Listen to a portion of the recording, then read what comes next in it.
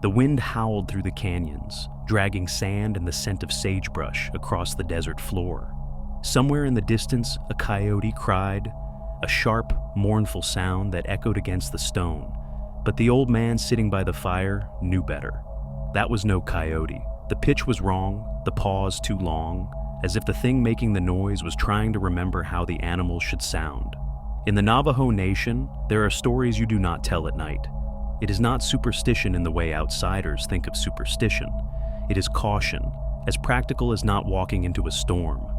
These stories are said to have power. Speak them when the sun is gone, and you may draw the attention of something that walks in more than one world. That something is called a skinwalker, in Navajo, Ye Naldlushi, which translates roughly as, by means of it, he goes on all fours.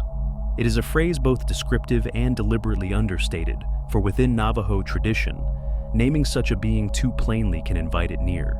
To outsiders, skinwalkers are often imagined as the stuff of horror films, demonic shapeshifters, witches who take the form of animals, monsters lurking in the desert night.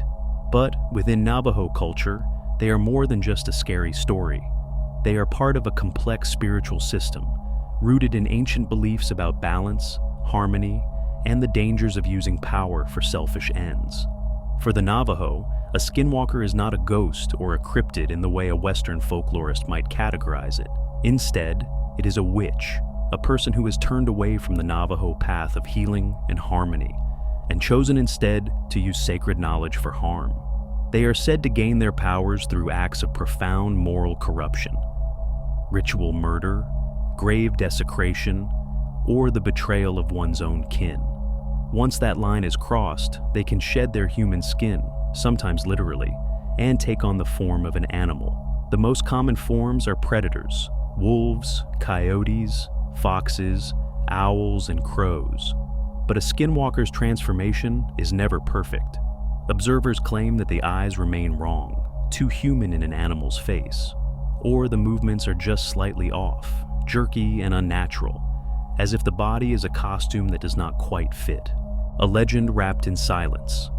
Unlike some myths, the skinwalker story has not been freely told to outsiders. For generations, Navajo elders avoided discussing them with non-Navajo listeners, not only because of the cultural taboos, but because of the real fear that speaking of skinwalkers could attract their attention. Even today, many traditional Navajo will refuse to answer direct questions about them. This secrecy has created an air of mystery that has only deepened as the legend seeped into mainstream culture. Television shows, paranormal investigators, and internet storytellers have all taken their turn at the skinwalker story, often blending Navajo tradition with modern horror tropes. The result is a fascinating but often distorted picture, one that we'll work to untangle in this deep dive. Why skinwalkers fascinate us? There's something universally unsettling about the idea of a person who can become something else, especially when that something is a predator. Across world folklore, shapeshifters are almost always dangerous. Werewolves in Europe, the kitsune in Japan, the nahual in Mesoamerica. But the skinwalker legend is unique in how it combines the supernatural with the all-too-human reality of betrayal, greed, and cruelty. A werewolf might be cursed or bitten, a kitsune might be a mischievous spirit, but a skinwalker chooses their path. They are human in origin, and that makes their story feel all the more real, all the more frightening. A desert of shadows. The American Southwest is a land of stark beauty. Red cliffs, open plains, winding canyons. It is also a place where distances play tricks on the eyes, where the horizon ripples in the heat and shapes seem to move in the corner of your vision. In this landscape, the skinwalker legend feels almost inevitable. When you stand under the desert stars, miles from the nearest electric light, the world feels different, older, less certain. The wind can sound like whispers. A rustle in the sagebrush could be a jackrabbit, or something wearing the shape of one. The land holds silence like water, and into that silence, the old stories slip easily. The journey ahead. In the next sections, we will walk the long path through Navajo history and belief, tracing the roots of the skinwalker legend. We'll examine their alleged powers and the rituals said to create them, explore why they are so feared, and look at the encounters, both ancient and modern, that have kept the legend alive. This is not just a story about monsters. It is a story about power, how it can heal or harm, and how the same knowledge that makes a medicine man can also make a witch. And perhaps, by the time we reach the end, you will understand why the Navajo warn against speaking of these beings after dark. Because somewhere out in the desert, under the cold eye of the moon, something might be listening. To understand the Skinwalker, you have to understand the Navajo world in which the legend was born. This is not just a matter of geography, though the mesas, deserts, and canyons of the American Southwest are its backdrop, but of cosmology, ethics, and balance. The Navajo, or Diné as they call themselves, see the universe as a carefully woven fabric of relationships between people and animals, and between the physical and spiritual realms. This web of balance is known as Hoju, a word that encompasses beauty, harmony, order, and wellness. Everything in Navajo life traditionally aimed to maintain Hojo. When that balance is broken, disharmony, Hoxo, takes its place. Sickness, misfortune, and evil are seen not just as random miseries, but as signs that something in the web has been disturbed. The role of medicine people. In Navajo tradition, spiritual specialists, often referred to as medicine men or women, are tasked with restoring Hoju. They learn complex ceremonies, chants, and rituals, some lasting days, which can heal the body and spirit. But power is a double-edged tool. The same knowledge that can heal can also harm. This is the crux of the Skinwalker story, the belief that some individuals choose to use sacred knowledge for evil ends. The Navajo make a clear distinction between medicine people, a Tawi, who work for the good of the community, and witches who work against it. While a medicine person is respected and honored, a witch is feared and despised, not for having supernatural power, but for misusing it. Witchcraft in Navajo. Belief among the Navajo, witchcraft, anti, is not an abstract or theatrical thing. It is a lived reality in traditional thought. Witches are considered human beings who have chosen the path of anti, learning to harness spiritual forces to harm others. This is where the term yi naldlushi comes into play. It is not the only kind of witch in Navajo belief. There are others, including those who use corpse powder, antie made from ground human remains, or those who control spirits, but yi naldlushi is the most feared. Translated loosely as, by means of it, he goes on all fours. The phrase suggests both transformation and an unsettling intimacy with the animal world. It is said that these witches can become animals at will, sometimes through donning the skin of the animal they wish to become, hence the English term skinwalker. Origins in myth and history. It's difficult to pinpoint exactly when Skinwalker stories began, because Navajo tradition is an oral one, passed down through storytelling rather than written records. But some scholars suggest that Skinwalker beliefs may have roots in the earliest days of Navajo migration into the Southwest, centuries ago. The Navajo are part of the Athabascan-speaking peoples who migrated from the far north into the American Southwest, likely between 1400 and 1500 CE. In these new lands, they encountered Puebloan peoples, with whom they traded, intermarried, and sometimes warred. This mixing of cultures may have influenced Navajo spiritual practices, including the blending of older shamanistic beliefs with the ceremonial complexity seen in the Southwest. But witchcraft, using knowledge for harm, is not a borrowed concept. It exists in many Athabascan cultures. In Navajo thought, the Skinwalker is simply the most extreme and dangerous form of witch. The breaking of taboos. According to traditional accounts, becoming a Skinwalker requires breaking the most sacred of Navajo cultural taboos. One of the most frequently mentioned is the killing of a close family member. This act, unthinkable to most, severs the person from the bonds of kinship that form the foundation of Navajo society. In doing so, it symbolically and spiritually removes them from Hoju. From that moment, they are no longer bound by human morality, and their path is one of pure selfishness and harm. After this initiation, they may perform specific rituals to gain shape-shifting abilities, often involving the use of animal skins and parts, chants known only to witches, and the calling upon dark spiritual forces. Animal forms and symbolism. The animals most associated with skinwalkers, coyotes, wolves, foxes, owls, crows, are not random choices. Each carries deep symbolic meaning in Navajo culture. Coyote. In Navajo stories, Coyote Mai'i is the trickster, a figure of chaos and mischief who sometimes helps and sometimes harms. To take on Coyote's form is to embrace cunning and unpredictability. Wolf represents predatory strength and pack loyalty, twisted in the skinwalker's use into a symbol of relentless pursuit. Owl. In many Navajo beliefs, owls are messengers of death. A skinwalker in owl form is an omen of mortality. Crow or raven. Birds of ill omen. Scavengers of death, tied to trickery and the crossing of worlds. In every case, the animal form reflects an aspect of the skinwalker's own nature or the fear they wish to inspire. A legend that's also a warning. The skinwalker is not simply a monster to frighten children. It is a moral story, a cautionary tale. It warns against the misuse of knowledge, the breaking of taboos, and the surrender to greed or vengeance. It also serves a social function. By naming and fearing the skinwalker, the community reinforces the value of Hoju and the danger of straying from it. In this way, the legend is not just about the supernatural, it is about holding a society together. Silence as protection. One of the most striking features of the skinwalker tradition is the reluctance to speak about it openly. This is more than superstition. It is a spiritual safeguard. The belief is that talking about skinwalkers, especially at night, can draw their attention. And if a skinwalker knows they are being spoken of, they may come looking for the one who speaks. This is why, historically, outsiders have had difficulty getting detailed accounts from Navajo sources. It is not that the stories do not exist, it is that they are locked away behind layers of caution and respect for their power. From sacred to sensational. In the 20th and 21st centuries, skinwalker stories began to enter popular culture, often stripped of their Navajo context.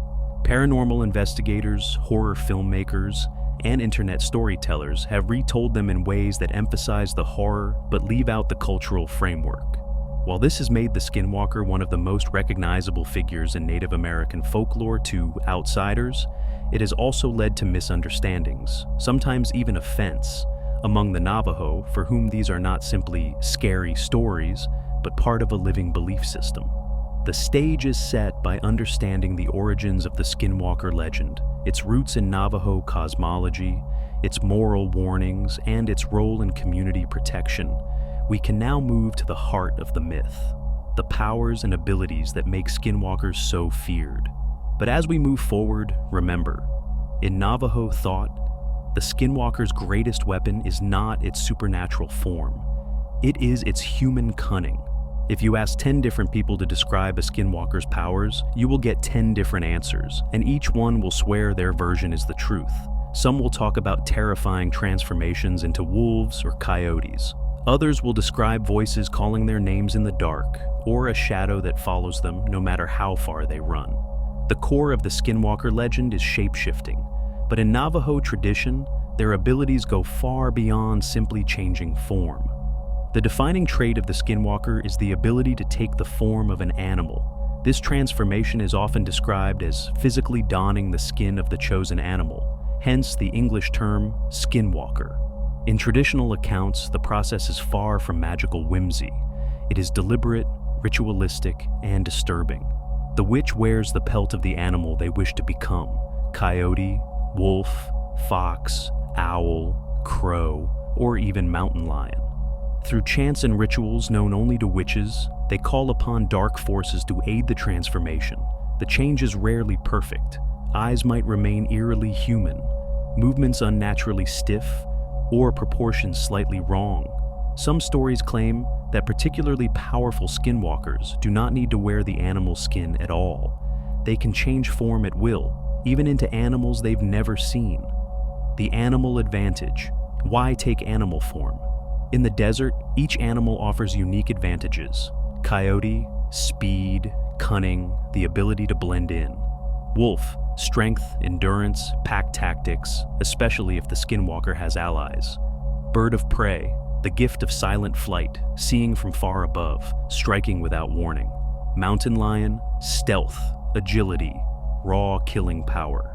By taking on an animal's shape, the Skinwalker gains not only its physical abilities, but also its symbolic terror, preying on the deep-set human fear of predators. Voice mimicry. Skinwalkers are said to mimic the voices of people they know. This ability is often used to lure victims away from safety. A man might hear his mother calling from outside the hogan at night, only to find nothing but darkness waiting for him. A child might hear the voice of a sibling asking for help and step into the open desert where something is waiting. Sometimes the mimicry is perfect. Other times, there's something just slightly off in the tone, as if the voice is being played back by someone who doesn't quite understand the meaning of the words. Supernatural speed and endurance. One of the most consistent traits in Skinwalker stories is their unnatural speed. In many accounts, they can keep pace with cars driving at highway speeds, sometimes running alongside them for miles before vanishing into the night. They are also said to be tireless, able to run or hunt all night without stopping. Some witnesses claim they move in jerks and blurs, as if their bodies are moving faster than they should be able to. Curses and dark magic. Not all of a Skinwalker's powers are physical. As witches, they are believed to wield a variety of harmful spiritual techniques. Corpse powder, a deadly substance made from human remains, said to cause illness or death if blown into a victim's face. Illness and misfortune, causing unexplained sickness, bad luck, or accidents through ritual. Spiritual attacks, sending nightmares, shadowy apparitions, or even the spirits of the dead to torment a victim. In Navajo belief, these curses can be as deadly as any physical attack, and they often require the intervention of a skilled medicine person to remove. Invisibility and disguise. Some traditions claim Skinwalkers can become invisible or blend perfectly into their surroundings. This isn't invisibility in the superhero sense. Rather, it's the ability to hide in plain sight, using the shadows and the environment so that you simply don't notice them until it's too late. They may also take human form, sometimes even the form of a specific person, to deceive or spy. This makes them nearly impossible to detect without keen spiritual senses. Killing without touch. One of the more chilling powers attributed to Skinwalkers is the ability to kill from a distance. This can be through the use of curses, but some accounts speak of them causing fatal accidents. Animals bolting, vehicles crashing, people tripping and breaking their necks without ever laying a hand on the victim. This reinforces the fear that there is no safe distance from a Skinwalker if you are their target. Weaknesses or lack thereof. If Skinwalkers are so powerful, can they be stopped? In Navajo belief, the answer is yes, but only with great difficulty. Common themes in traditional accounts include knowing their true identity. If you can discover the human behind the Skinwalker form and publicly name them, their power may be broken. Weapons of spiritual power. Some medicine people are believed to have tools or rituals capable of defending against or destroying a Skinwalker. Direct retaliation. In rare stories, a bullet or arrow dipped in white ash is said to be effective, but this is controversial and not universally accepted in Navajo tradition. The truth is, in most Navajo stories, once a Skinwalker has chosen you as a target, your best hope is to seek help from a skilled and trusted healer, and even then, survival is not guaranteed. Psychological warfare. Beyond physical or magical powers, Skinwalkers use fear itself as a weapon. They are patient hunters, often tormenting victims over days or weeks, leaving strange animal tracks that change mid-path from paw prints to human footprints, scratching on windows late at night, knocking at doors and running before being seen, appearing as a distant figure on the horizon, always watching, never approaching, until they do. This psychological pressure can break a person's will, making them easier to manipulate or harm, blurring the line between human and monster. Perhaps the most disturbing thing about Skinwalker powers is that they are not alien. They are human abilities, twisted and amplified through the breaking of taboos and the use of sacred knowledge for harm. This means that, in theory, anyone with the right knowledge and the wrong intentions could become one. And that possibility that the greatest monster might be someone you once trusted is what makes the Skinwalker legend endure. A dangerous curiosity. To outsiders, Skinwalker powers can seem fascinating, even alluring. But in Navajo thought, even seeking to learn about them too deeply can be dangerous. Curiosity is seen as a door, and the more you open it, the more likely something will walk through.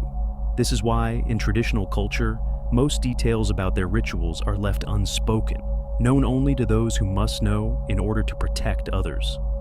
The hunter in the dark picture. This. A man drives a lonely desert road at night. His headlights sweep across the sagebrush, catching a glimpse of movement. A coyote, maybe, loping alongside his truck. At first, it's amusing, then unsettling. The animal is keeping up easily, its glowing eyes fixed on him. He presses the gas, 60-70 miles per hour, but the thing outside the window is still there, running effortlessly. And then, as he stares, its shape seems to change. The legs grow longer, the gait shifts, the head turns toward him, and he sees a human face stretched over an animal's body, smiling. This is the essence of the Skinwalker's power, the ability to stand with one foot in the human world and one in the world of predators, crossing between them at will. In the quiet desert nights of the Navajo Nation, fear is not loud. It does not shout or crash like a thunderstorm. It whispers, it lingers, it takes the form of silence where there should be conversation. That is the fear surrounding the Skinwalker. For centuries, this fear has been strong enough to shape behavior, influence language, and guide spiritual practice. To understand the Skinwalker, you have to understand not just what it is, but the taboos and protections that form the invisible walls between people and the thing they dread. The first taboo, speaking of them. The most well-known taboo is simple: do not talk about skinwalkers at night. In Navajo belief, the dark hours are when these beings are most active, when the boundary between worlds is thinner, when they move unseen across the desert. Speaking of them after sundown is thought to be like lighting a beacon, drawing them to you. Even in daylight, many traditional Navajo avoid the subject entirely unless it's absolutely necessary. If they must speak of them, they might use indirect language, referring to them as those who walk on all fours or the witches, to avoid drawing attention. This taboo is more than superstition. It's a survival strategy rooted in the belief that words have power. In Navajo culture, language is not just a means of communication. It's a creative force. What you speak, you can call into being. The second taboo, the animal skins. In Navajo tradition, wearing the pelt of a predatory animal, especially those associated with skinwalkers, is forbidden. Coyote, wolf, bear, mountain lion, these skins are avoided in ceremonial dress. Sheep and deer hides are fine, but predator pelts are believed to carry a dangerous spiritual charge, making it easier for witches to use them for shape-shifting. This taboo is so strong that even touching such a skin may be seen as risky. In older times, a Navajo found with predator pelts could be suspected of witchcraft. The third taboo, witchcraft knowledge. There is a profound caution around learning too much about witchcraft. Traditional medicine people do learn about it, but only enough to recognize and counter it. The detailed rituals for becoming a skinwalker, or the chants that empower them, are not written down or shared casually. The belief is that knowledge itself is a kind of power, and too much of the wrong kind of knowledge can corrupt even a good person. For this reason, skinwalker lore that circulates outside the community is often a fragmented shadow of the real thing, missing details that only the initiated would know, and that they would never reveal to outsiders. Fear as a social force. Fear of skinwalkers serves a purpose beyond the supernatural. It strengthens community bonds by discouraging isolation. People are less likely to wander alone at night or venture far from home after dark. It also acts as a moral deterrent, the idea that those who do great harm will gain dark powers, but at the cost of their humanity and the safety of their soul. In a sense, the Skinwalker legend is both a spiritual and a social defense mechanism. Signs that one may be near. Traditional signs of a skinwalker's presence vary, but common warnings include animal tracks that change shape, starting as paw prints and then becoming human footprints. Unnatural animal behavior. a coyote that approaches without fear, a wolf standing upright, knocking on walls or windows at night, often accompanied by scratching sounds, a shadow or figure on the horizon that seems to disappear when approached only to reappear later. The most chilling sign, however, is hearing your own name called in a familiar voice, especially if the person you believe is calling is nowhere near.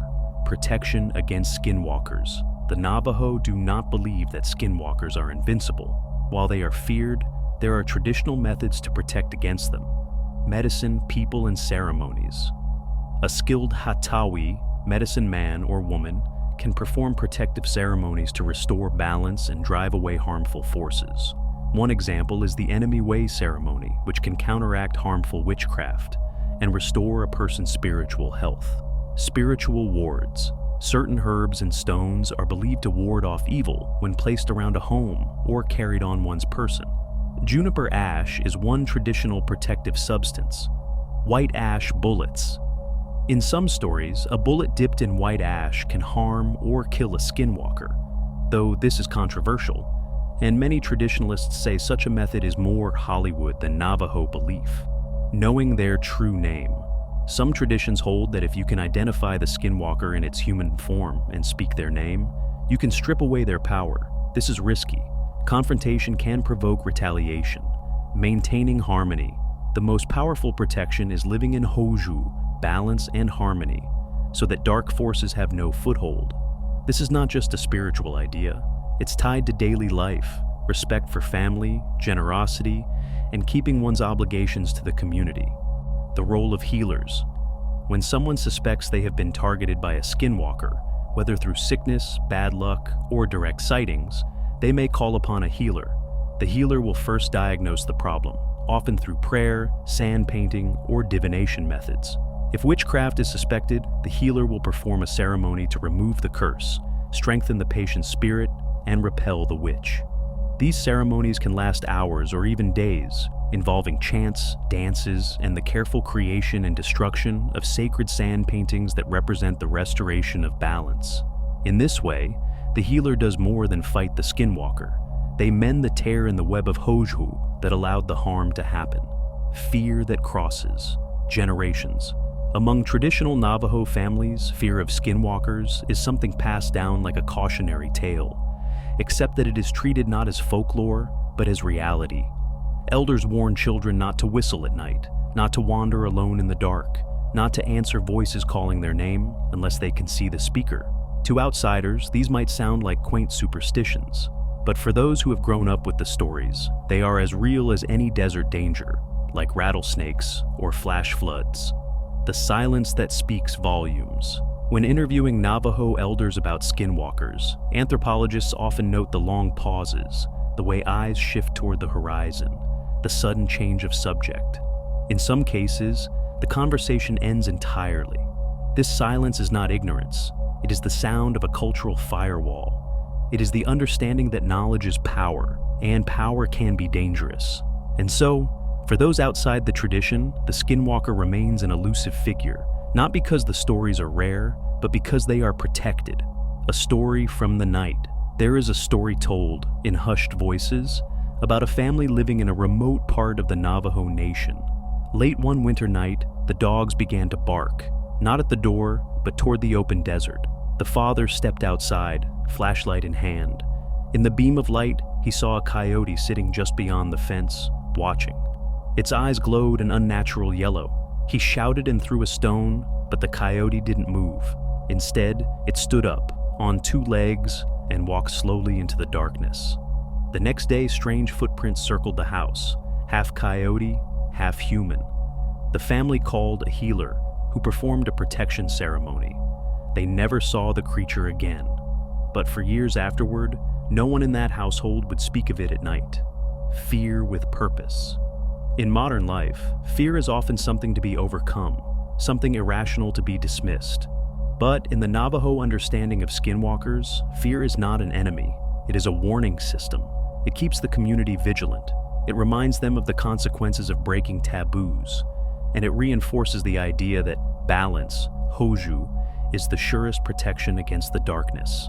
Legends live or die on their ability to survive contact with the present. Some fade when electric light and modern roads arrive. Others adapt, slipping between the cracks of the modern world just as easily as they did the ancient one. The Skinwalker is one of those legends. Today it exists in two parallel worlds. One, the quiet closed circle of Navajo tradition. The other, the noisy sprawling network of internet horror, paranormal TV, and whispered campfire stories. Between them are the sightings and encounters, moments when people are certain they've seen something they cannot explain. Historical encounters, long before the name Skinwalker appeared in paranormal media. Stories of witches who could become animals circulated widely among the Navajo. Some accounts were passed to anthropologists in the early 20th century, though even then, details were scarce, often told by non-Navajo neighbors or secondhand sources. One 1920s report from a trading post owner in Arizona described a night when his Navajo employees refused to leave the post after sunset. A sheep had been found with its neck broken, but no blood taken, its body left in a strange spiral pattern. The Navajo workers believed it was the work of a skinwalker marking territory. Another early account tells of a horse found mutilated without tracks leading to or from the scene, except for a single line of paw prints that became human footprints halfway across the corral. Eyewitness testimonies. While skeptics may dismiss these as superstition, eyewitness accounts continue into the modern day. Among them are recurring patterns. The roadrunner drivers on lonely desert highways tell of being followed, or even chased, by animals that should not be able to keep pace with a car. One well-known account describes a man driving late at night near Gallup, New Mexico. He saw what looked like a large coyote on the side of the road. Moments later, it was running alongside his truck at over 60 miles per hour. As he watched, the animal's limbs seemed to lengthen, its torso shift, until he was staring at a human-like figure with a coyote's head, grinning at him through the window.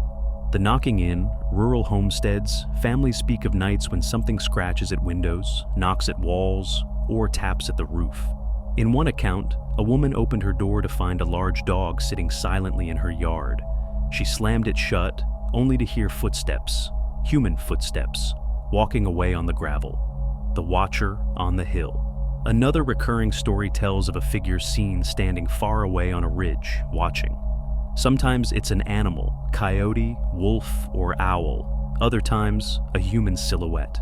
The disturbing part is not their appearance, but their persistence. No matter where you go, you might see them again, always at the same distance, always watching. Skinwalker Ranch.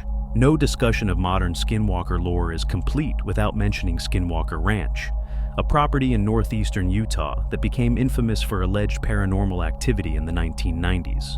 Originally a working cattle ranch, it was purchased in 1994 by Terry and Gwen Sherman, who quickly reported a series of bizarre and terrifying events. Unusually large wolves that were impervious to gunfire, cattle mutilations with no tracks leading to or from the carcasses, balls of light moving through the air, seemingly under intelligent control, disembodied voices and poltergeist-like activity inside the ranch house. The Shermans sold the property to billionaire Robert Bigelow in 1996, who brought in a team of scientists under the National Institute for Discovery Science, NIDS, to investigate. Despite years of research, they could not produce conclusive evidence, though they reported numerous unexplained phenomena. In later years, the ranch passed into other hands and its legend grew, spurred by books, documentaries, and a popular TV series. While the activities reported there often go beyond traditional Skinwalker lore, into UFOs, portals, and other paranormal phenomena, the ranch's name cemented the Skinwalker as a pop culture figure, even far outside Navajo lands. The internet age and creepypasta. In the early 2000s, Skinwalker stories exploded online. Websites like Reddit and the Creepypasta Wiki became hubs for anonymous storytellers to share alleged encounters, many set in forests, deserts, and remote highways. Some of these stories clearly borrow from Navajo tradition. Others drift far from it, depicting skinwalkers as generic shape-shifting horror creatures. While this can dilute the cultural authenticity, it has also given the legend a kind of immortality in the digital space, where younger audiences may first encounter it through a scary story shared at 2 a.m. The blurring of folklore and fact. One of the challenges in studying Skinwalker stories is separating genuine traditional accounts from modern embellishments. The fear and secrecy in Navajo culture mean that authentic stories rarely circulate publicly.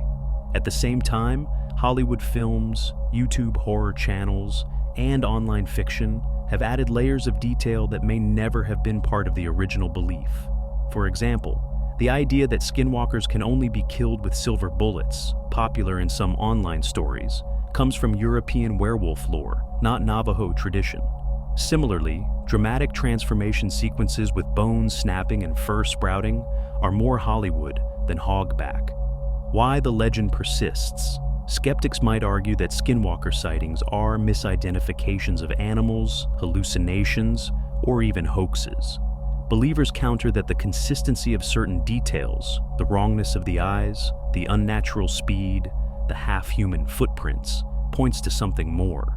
But beyond the question of literal truth, the Skinwalker legend persists because it speaks to deeper fears. The fear that evil can hide in plain sight. The fear that someone you trust could become your enemy. The fear that there are forces in the world we cannot see or control. In this way, the Skinwalker serves as both a supernatural threat and a psychological mirror, reflecting our anxieties about the world around us. A final encounter. There's a story told by a Navajo highway patrol officer. Off the record, because speaking of such things is not encouraged.